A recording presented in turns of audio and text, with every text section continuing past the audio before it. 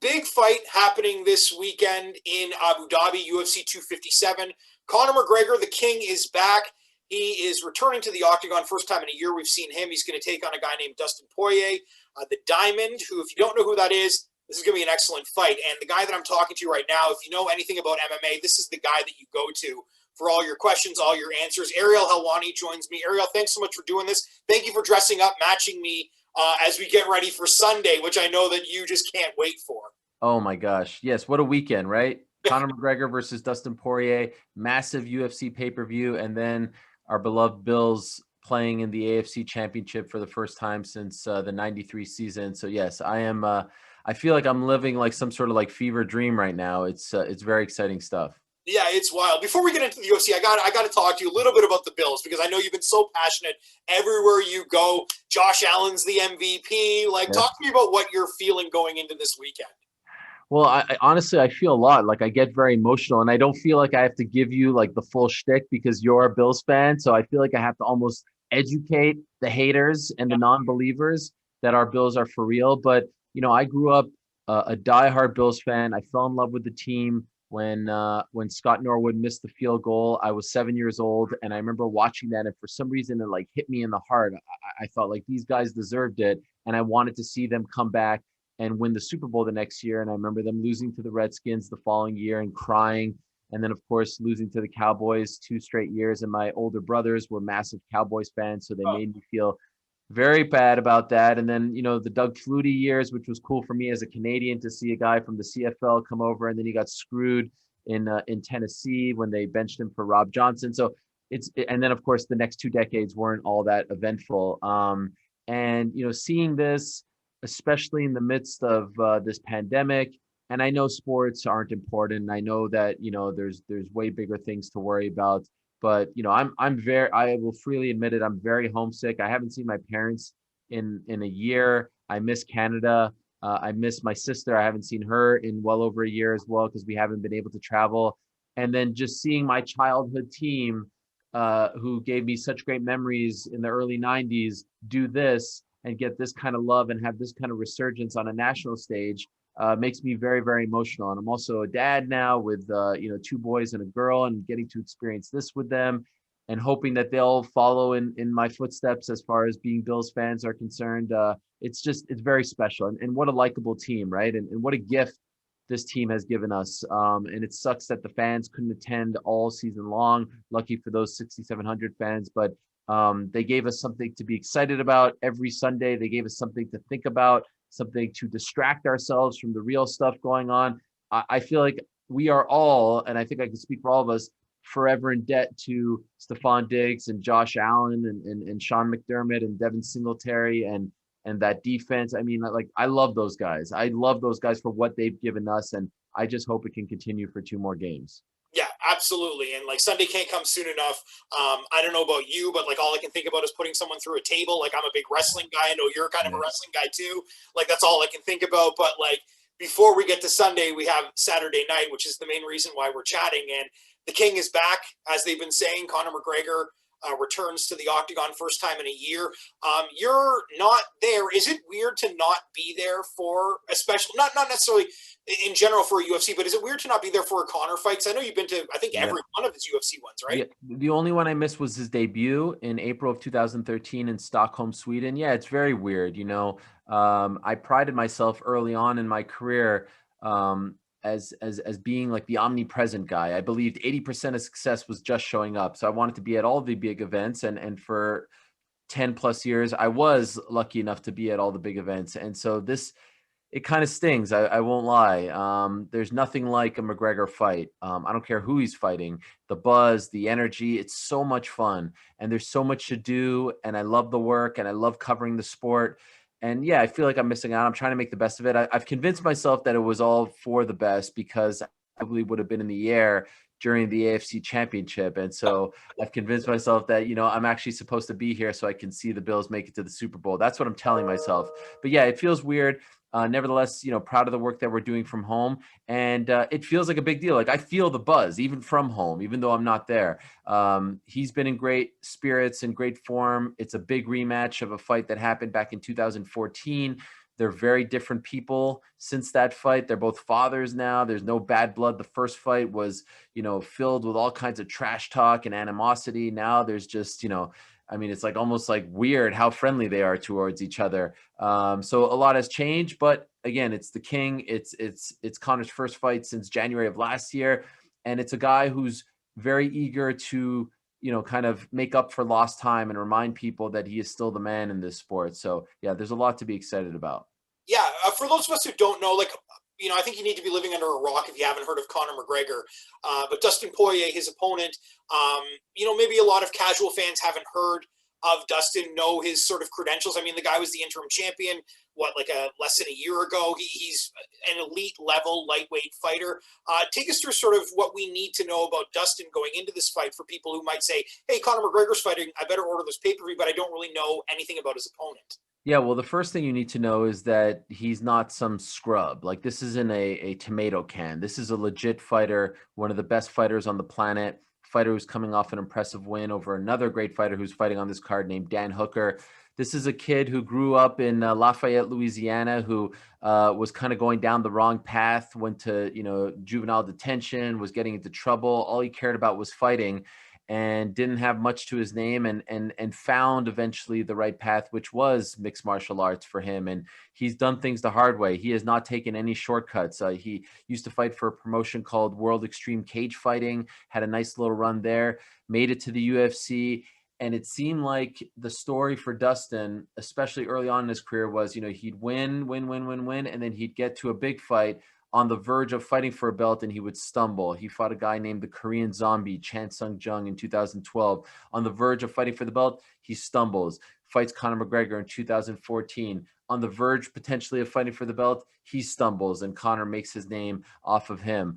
Then he moves to lightweight. He fights a guy named Michael Johnson. He gets knocked out there. Fights Khabib Nurmagomedov for the belt last year and loses that fight as well. But he has persevered. He's a kind of blue-collar type of fighter. Like I said, he's not the flashiest guy, but he's a tough out. He's a finisher. He's, his durability is incredible. He is not going to quit in there. And the Conor fight that they had back in 2014, the first one, ate him up inside. And he worked really hard to get back to this point, and credit to him. And he's really focused on trying to right that wrong and try to get that one back. Conor beat him in 1 minute and 46 seconds. So it was a very embarrassing loss for him. And he was very mad leading up to the fight, and of course after the fight as well, but he fought with too much emotion. Conor got under his skin. He got in his head. So for Dustin, this is an opportunity to get that one back and prove to people that he is better than Conor McGregor. Yeah, I want to ask you about that because, like you said, Conor has made his career off the trash talk, off of getting under people's skin. The Cerrone fight, he was much more subdued. This one, he's been so respectful. He's really showing that, I guess maybe he's showing that he is a dad now and like he has other sort of priorities. But do you envision this sort of affecting the fight? Because, like you said, he got under Dustin's skin going into the first fight. Now he's being very respectful. Do you think that that's sort of an underrated element of Conor's success, is his ability to get people emotional inside the cage? 100%. But I actually think this is part of the mind games as well. I think disarming someone like Dustin Poirier could work in Conor's favor. It worked against Donald Cerrone. Now, they're not exactly the same fighter, but you saw the same sort of thing as you just alluded to leading up to that fight in January. And I think it actually kind of took the edge off for Cerrone, put his guard down, and you saw the fight. Conor came out and was ready to take off his head. Conor doesn't need motivation. And when he was coming up, part of his MO was to poke the bear, was to try to get the fighter riled up, get in his head, under his skin. He doesn't need that anymore. And now I think, and he won't admit it because I've asked him about it and he doesn't want to acknowledge it. I feel like trying to be buddies with these guys actually lures them into a false sense of security. And then he goes out and does his thing on Saturday. So if, I hope Dustin is fired up. I would be shocked if he's not. But anyone who thinks, oh God, Conor's not taking this seriously, or oh, he's too nice, he doesn't need to be the clown anymore. He doesn't need to do that. Now, trust me, he fights Khabib, you'll see the old Conor come back, right? Khabib Nurmagomedov is a guy that he does not like, will bring a fire out in him. But for these fights, I actually think it's better for Conor to be this way because it shows that he's focused, that he's under control, that he's not going to lose himself in the fight. My last question, Ariel, because I know you're busy and you got a bunch of interviews today. Sort of what does this mean to the UFC to be able to do this with, I guess, a few fans? But were they trying to hold off on Conor's return until they had a better understanding of, selling tickets? And this is like they realized that we might not be in that position in a while. We better get him back in there. Like, what does that mean for the UFC to be able to do a Conor fight without getting that full arena gate? Yeah, no, it's a blow because he'll generate anywhere between 10 million to 20 million dollars in ticket sales, and no one comes close to that. So I believe that they were trying to buy as much time as possible in the early days of the pandemic, and that's part of his frustration from last year. He felt like he was being shelved. He felt like he was being sidelined, and my feeling is that they were trying to wait for the fans to be able to come back. Now, obviously, that can happen, but hey, look, first event back with fans.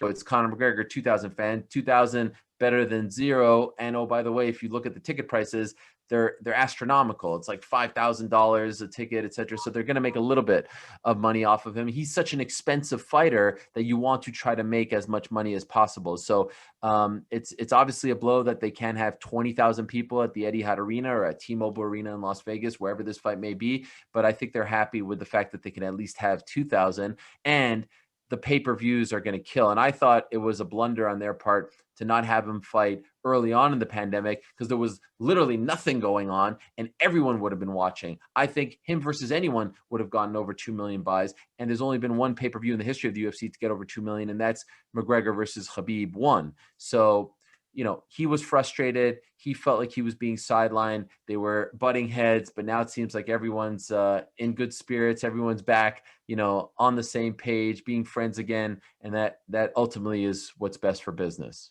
Absolutely. Before I let you go, Ariel, I want to get your feelings on Khabib. Like you said, he told Dana White, or Dana White says that he told him that, if when somebody impresses me this weekend, maybe I'll come back. Do you envision Khabib Conor 2 happening in our lifetimes? Okay, in our lifetime, sure. Yeah. This year, no. And certainly not next for Conor. If Conor wins this fight, I don't think it's going to be Khabib next, because Ramadan comes up in April. Khabib is a devout Muslim. He's not going to fight between now and April. The schedule is almost filled already. And he's not going to fight immediately. Well, he's not going to fight during Ramadan. He's certainly not going to fight immediately after Ramadan. The fasting, it's a tough ask. And if you notice the last few years, he's always fighting around September, October, because that's enough time after Ramadan. So even if he does come back this year, and I don't think that's a guarantee, far from it, Conor wants to fight at least one more time before the fall. Like, he wants to make up for lost time, fight 3 to 4 times this year. And I know that sounds crazy to fans of the sport, because he hasn't fought 3 times in a calendar year since 2016, but that's what he wants. And so even if Khabib comes back, let's say it's the fall, Conor is going to want to fight in May, June, July against some other top lightweight. And it would probably, in my opinion, be for a vacant or interim title. And then we'll see if they can try to convince Khabib to take that fight. So in our lifetime, yeah, they're both young. They're both in their early 30s. They both haven't taken a lot of damage. It's such a big fight with so much money at stake. Hard to turn that down. But I just don't think the timeline works right now for it to happen next for Conor if he wins on Saturday. For sure. Ariel Helwani, the Encyclopedia of MMA, thank you so much for taking time out of your day to talk UFC 257 with me. Okay. Good luck on Sunday. I don't know. Good luck to you. Yeah, I don't know how stressed you get before a game like that, but good luck to you. And maybe we can talk after the Bills win and head to the Super Bowl. I would love it. Stress in my hands are super sweaty just talking about this whole thing. So, and it's not about the fight. It's about, the game on Saturday, on Sunday. I'm getting my Saturdays and Sundays mixed up, but yes, hopefully it's a great weekend. And then hopefully in 2 weeks after Sunday, we'll be in Tampa celebrating the Bills finally getting that Vince Lombardi trophy. It gives me chills just saying those words. You just gave me chills. Thank you so much for joining me, my friend. We'll talk soon.